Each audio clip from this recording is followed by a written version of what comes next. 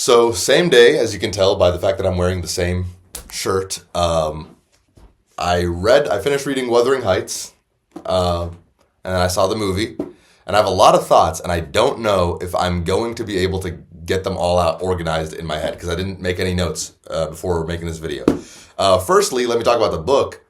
A frame story, just like, Frankenstein and Dracula, where a guy is writing in his diary, I assume, and telling us a story that somebody else is telling him and stuff like that, and it keeps going on. It's interesting, this frame story, because it's different. So, like, Mr. Lockwood is asking Nellie to tell him about what happened at Wuthering Heights, and she tells him, but she doesn't tell him the way a normal person would tell a story. She's telling it to him like she's narrating a novel, and to the point where she's going line by line, telling everybody's dialogue, and like I guess the point is to forget that Nellie's the one narrating it, but I can't, because she is the one narrating it, and she's constantly talking about how I did this and then I did that, and then she's like narrating everyone's voices too. She does like Joseph's lines as well, and he has a very thick accent that's like impossible to read. "Noah," said Joseph, giving a thud with his prop on the floor and assuming an authoritative air. "Noah, that means nowt. Heathcliff makes Noah can't a to mother nor ye norther, but he'll have his lad, and I'll man tak him, so a na ya na." What did Emily Bronte mean by this? I guess if you lived in that time period, in that area, you probably would know what she's making a reference to. You'd understand exactly what accent that is. I understood maybe like 25% of what the fuck was being said in that sentence. Come on, man. I mean, that is an interesting way to do the frame story, where Nellie is just like a psychopath, like fiend who just wants to get every detail of the story. I'm surprised by how much the story wanted to say about things. Like, it is not just a romance, it's also a drama, and also like a tragedy as well. It has so many things that it wants to say about so many different characters, and that is compelling. More compelling than if it was just about Heathcliff and Catherine 1. The names get confusing in this story. You have Catherine Earnshaw, who marries Edgar Linton and becomes Catherine Linton, and her daughter he names Catherine as well, so she's also Catherine Linton, until she marries Heathcliff's son, Linton Heathcliff, who was named that by his mother, Isabella Linton, named him Linton Heathcliff, and so Linton Heathcliff marries Catherine Linton, and she becomes Catherine Heathcliff, and it's a nightmare. I guess it is a fulfilling prophecy. Like, the first Catherine wanted to marry Heathcliff, and wanted to become Miss Catherine Heathcliff, but she denied herself that pleasure, that privilege, to marry Edgar Linton. And so her daughter, Catherine Linton, ends up marrying Heathcliff's son and becoming Miss Catherine Heathcliff. Although it does not seem to make her any happier. Still pretty miserable fate. There's also like some commentary on race, a little bit. I mean, Heathcliff is called a gypsy in the story. I think that is a slur now. We call them Roma now. He's a dark-skinned gentleman, right? And that does play a role in people's discrimination towards him. Although I do feel like Hindley would have hated Heathcliff no matter what race he was, just because like Hindley was just jealous that he was his father's favorite. And I think him being dark-skinned might have played a role in furthering that. But it doesn't get too deep into the racial commentary. People just make passing reference to his skin the same way like Moorish characters in Shakespeare's dramas would make reference to their skin color. Like Aaron from Titus Andronicus being like, "My soul is as black as my face." It's like, okay, dude, like, cut it out. I keep saying it's interesting because the book is really, it was a blast to read. It didn't feel very antiquated. There's things like reading it, like where I feel like this is the primordial soup from which all, later romance and shoujo and all that kind of stuff it comes from. Let me alone, sobbed Catherine. "If I've done wrong, I'm dying for it. It is enough. You left me too, but I won't upbraid you. I forgive you. Forgive me." "It is hard to forgive and to look at those eyes and feel those wasted hands," he answered. "Kiss me again, and don't let me see your eyes. I forgive what you have done to me. I love my murderer, but yours? How can I?" And it's like, aye, bruh. Aye. This is the primordial soup from which all modern shoujo and romance comes from, man. Like, this is, and yet all of it feels derivative of this. Like, this is just a small part of what Wuthering Heights is about. It's not like the whole story, but it feels like people will want to make entire stories just based on that passage alone. And I get it. I get why. But that's the thing that's special about Wuthering Heights, is it's about more than just that. Let me talk about the movie. So, right off the bat, what is this woke nonsense where we're making all these characters a bunch of different races? I would totally be accepting of that in any other case, except for in Wuthering Heights, where it's very clearly about Heathcliff being a dark-skinned guy and everybody around him is light-skinned. I feel like it makes it less woke. I feel like it makes Wuthering Heights less woke by refusing to address the racial, elephant in the room. And it seems to want to bypass that conversation altogether. In that case, it like sort of makes it less woke, which is like, I'm like, bro, what are we doing here anymore? Like, bro, come on. Like, come on. And like, it changes so much. Like, how much can you change before a thing stops being an adaptation and starts being just a different story with characters that have the same names? It only adapts like half the book, man. And so Mr. Lockwood is taken out completely. It's like, okay, you don't want to make it a frame story. You want to streamline it. Okay, sure, fine. And then the father character he takes Hindley's place. So Hindley is supposed to be the guy who, once the father dies, he becomes, the cruel-hearted guy, and he bosses around and torments Heathcliff and Catherine. But in this case, it's just the father character, and he's like acting like a petulant child, even though he's very grown. And it's like, I'm not saying that's inherently bad. I'm just saying, like, I just don't see the point of that. His relationship with Heathcliff there's not as much to say about it as there is in the first one, or in the book, where the father takes Heathcliff because he wants to be a good person, not because he wants to feel like a good person. Although that does play a role, because he did not do enough legwork to see, like, hey, what the fuck's going on with this kid? That is something worthy of note. He does treat Heathcliff like his own son, better than his own son. So it's like, yeah, we can say, oh, there's a little bit of white savior here going on, but like, he does genuinely treat the kid better than his own son. It creates like a dynamic between all the characters that is very complex. But in the movie, it's very straightforwardly, he just wants to feel like a good person, but he also just wants another servant. So, like, Hindley's taken out, and the woman he marries is taken out, and it flattens the relationship between Catherine and Heathcliff as well. At first, Catherine hates Heathcliff for, being the reason that her toys got ruined or whatever.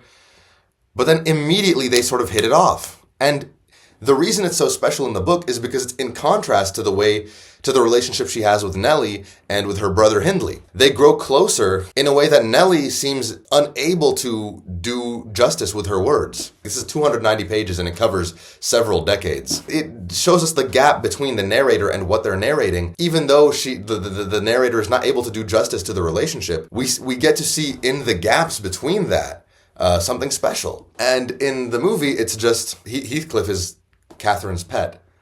And that's it. They're like around the same age, but then Heathcliff grows into like a guy in his mid-20s, and Catherine grows into a woman pushing 40. And I'm not trying to say Margot Robbie, like Margot Robbie's a beautiful woman, and she's pushing 40, which makes the way that she behaves as Catherine, the way Catherine behaves, feel less justified. Because here, I don't think she lives past 20, maybe her early 20s, I can't remember, like what it doesn't specify the exact ages very frequently. But Catherine gives birth to Catherine Jr., in her early 20s.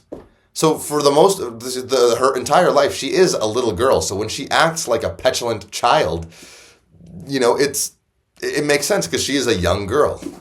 And, the immaturity of Heathcliff about her also makes sense because he's the same age as her.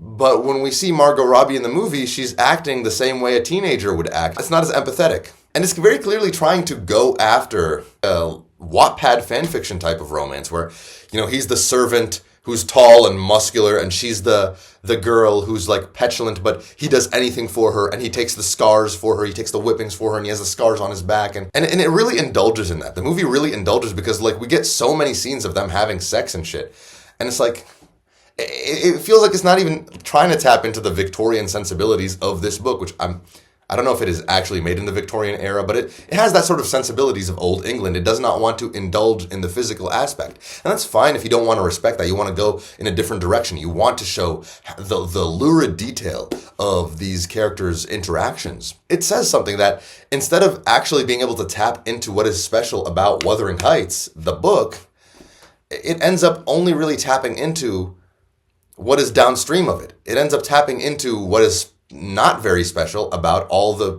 works of romance that are derivative of the works of romance that are derivative of the book Wuthering Heights. The best that Emerald Fennell can do is take Wuthering Heights and turn it into a normal romance story that pales in comparison to Wuthering Heights. The thing that stands out is, rather than being about a young girl having young girl problems and young people having young people problems, the movie seems to be about like middle-aged women dreaming about having young girl problems again and really indulging in that. And the film feels very solipsistic, in that it revolves entirely around, I don't know if I'm using solipsistic correctly, because this is about two people. It's about Heathcliff and Catherine and no one else, which flies in the face of the book, which is about so many different characters and the way the actions of one person affects the lives of so many people.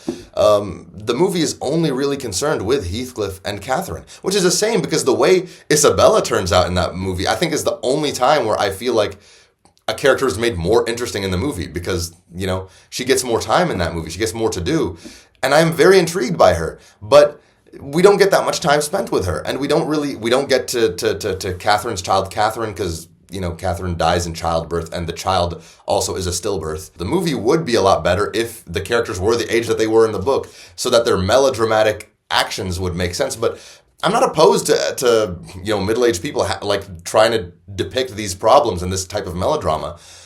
But it doesn't seem to have the maturity to want to actually deal with it. It just wants to dwell on, Margot Robbie and Jacob Elordi. It wants to dwell on Catherine and Heathcliff and their passion for each other, and none of the way it manifests in anyone else. Isabella, while she is turned into a pretty interesting pervert, Emerald Fennell does not have the facilities. She does not have the facilities to explore that level of perversion, bruv. You don't have the facilities for that, big man. Emerald Fennell's over here acting like, oh, Heathcliff sniffing and licking the hand that Catherine used to rub one off. Oh, how perverted.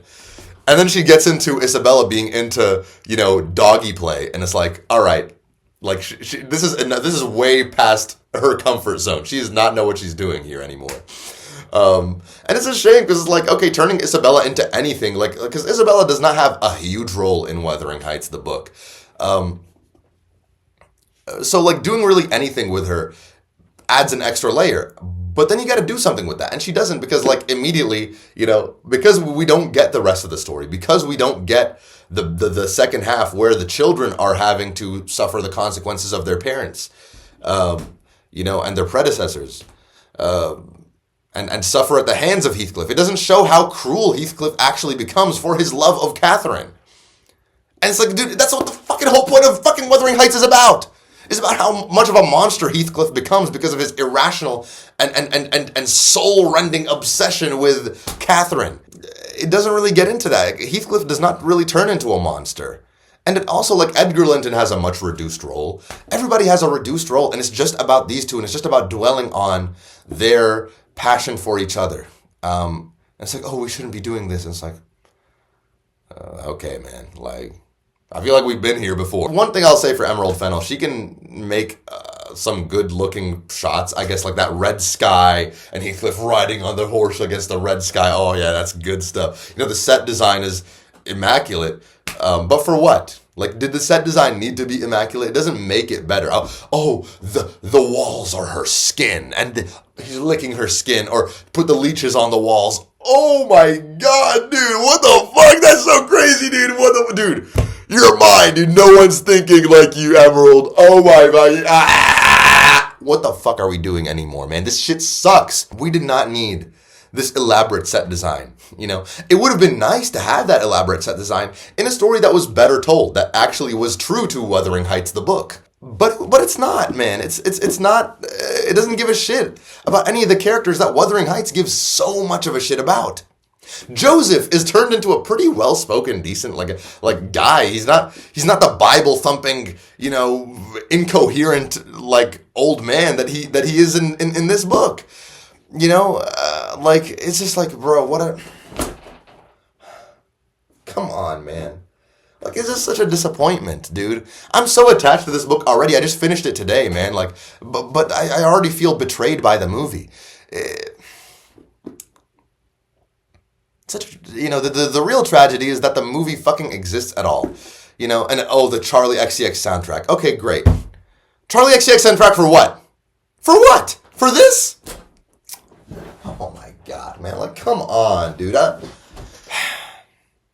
What are we even fucking doing here, man?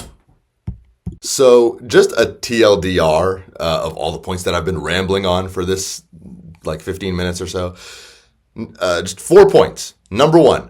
Emerald Fennell reduces Wuthering Heights to a fan-fictionized version of itself. A story with so many consequences and characters gets amputated into yet another story about 2 white people with a size difference who just can't live without each other. Number 2, Emerald Fennell is not a pervert. She thinks she's the most perverted person alive, but the instant the time comes to do anything at all, she runs away like a coward. Like with Isabella. Like, hello? Like, you're just gonna leave that there? That's gold. That's a gold mine for a real pervert, but she's not a pervert. She thinks that a guy licking a woman's hand after jerking off is like the height of perversion. Like, all right, bro, like, fine, whatever, man. Number 3, changing the race of some of the characters to justify Heathcliff being white only makes the story less woke because it means the story has less to say. That's not woke. Number 4, this is just a movie about Jacob Elordi and Margot Robbie having sex with each other. It stops just short of being softcore pornography, but having immaculate set design doesn't make that better. If anything, it just makes it worse. This is just a middle-aged woman's daydream of being fawned over by Jacob Elordi. And Wuthering Heights deserves better than that, the immaculate set design is fine, but, I feel like Wuthering Heights deserves a little bit more. But yeah.